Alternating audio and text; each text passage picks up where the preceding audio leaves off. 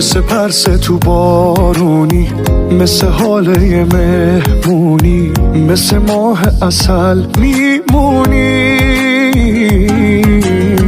چی بهت بگم از حالم، از تو، از خودم، از خیالم، تو که حال منو میدونی.